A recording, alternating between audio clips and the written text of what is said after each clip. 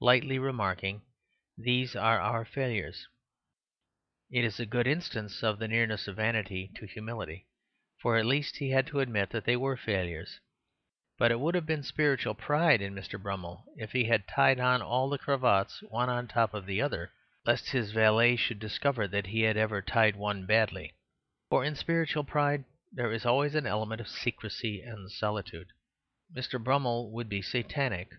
Also, which I fear would affect him more, he would be badly dressed.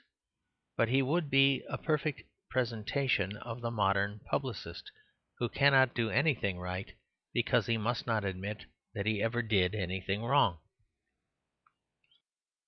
This strange, weak obstinacy, this persistence in the wrong path of progress, grows weaker and worse, as do all such weak things, and by the time in which I write its moral attitude has taken on something of the sinister and even the horrible. Our mistakes have become our secrets. Editors and journalists tear up with a guilty air all that remind them of the party promises unfulfilled, or the party ideals reproaching them. It is true of our statesmen, much more than our bishops, of whom Mr. Wells said it, that socially in evidence they are intellectually in hiding. The society is heavy with unconfessed sins. Its mind is sore and silent with painful subjects. It has a constipation of conscience.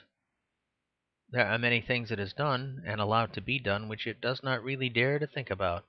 It calls them by other names, and tries to talk itself into faith into a false past, as men make up the things they would have said in a quarrel. Of these sins one lies buried deepest but most noisome, and though it is stifled, stinks. The true story of the relations of the rich man and the poor in England. The half-starved English proletarian is not only nearly a skeleton, but he is a skeleton in a cupboard. It may be said, in some surprise, that surely we hear today on every side the same story of the destitute proletariat and the social problem, of the sweating in the unskilled trades or the overcrowding in the slums. It is granted, but I said the true story. Untrue stories there are in plenty, on all sides of the discussion. There is the interesting story of the classic conscious proletarian of all lands, the chap who has solidarity and is always just going to abolish war. The Marxian socialist will tell you all about him, only he isn't there.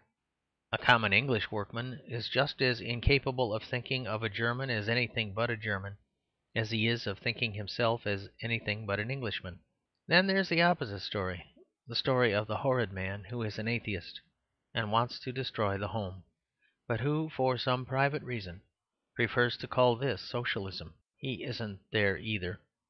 The prosperous socialists have homes exactly like yours and mine, and the poor socialists are not allowed by the individualists to have any at all. There is the story of the two workmen, which is a very nice and exciting story, about how one passed all the public houses in Cheapside and was made Lord Mayor on arriving at the Guildhall, while the other went into all the public houses and emerged quite ineligible for such a dignity. Alas, for this also is vanity. A thief might become Lord Mayor, but an honest workman certainly couldn't. Then there is the story of the relentless doom by which rich men were, by economic laws, forced to go on taking away money from poor men, although they simply longed to leave off. This is an unendurable thought to a free and Christian man, and the reader will be relieved to hear that it never happened. The rich could have left off stealing whenever they wanted to leave off, only this never happened either. Then there is the story of the cunning Fabian, who sat on 6 committees at once, and so coaxed the rich man to become quite poor, by simply repeating in a whisper that there are wheels within wheels. This talented man managed to take away the millionaire's motor car, one wheel at a time, till the millionaire had quite forgotten that he had ever had one. It was very clever of him to do this, only he has not done it. There is not a screw loose in the millionaire's motor which is capable of running over the Fabian and leaving a flat corpse in the road at a moment's notice. All these stories are very fascinating stories to be told by the individualist and socialist in turn to the great Sultan of capitalism, because if they left off amusing him for an instant he would cut off their heads. But if they once began to tell the true story of the Sultan to the Sultan, he would boil them in oil, and this they wished to avoid. The true story of the sin of the Sultan he is always trying, by listening to these stories, to forget. As we have said before in this chapter, he would prefer not to remember, because he has made up his mind not to repent. It is a curious story, and I shall try to tell it truly in the 2 chapters that follow. In all ages the tyrant is hard because he is soft.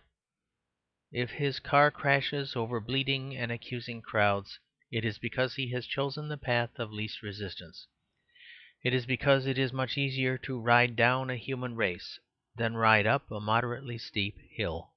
The fight of the oppressor is always a pillow fight, commonly a war with cushions, always a war for cushions. Saladin, the great Sultan, if I remember rightly, accounted it the great feat of swordsmanship to cut a cushion. And so indeed it is, as all of us can attest who have been for years past trying to cut into the swollen and windy corpulence of the modern compromise. That is at once cosy and cruel. For there is really in our world today the colour and silence of the cushioned divan, and that sense of palace within palace and garden within garden which makes the rich irresponsibility of the East. Have we not already the wordless dance, the wineless banquet, and all that strange unchristian conception of luxury without laughter? Are we not already in an evil Arabian Nights, and walking the nightmare cities of an invisible despot? Does not our hangman strangle secretly the bearer of the bowstring?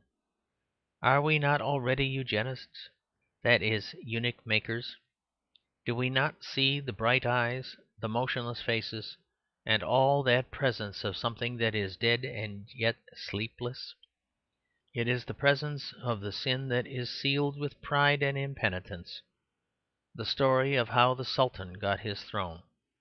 But it is not the story he is listening to just now, but another story which has been invented to cover it, the story called Eugenics, or the Adventures of One Not Born, a most varied and entrancing tale which never fails to send him to sleep.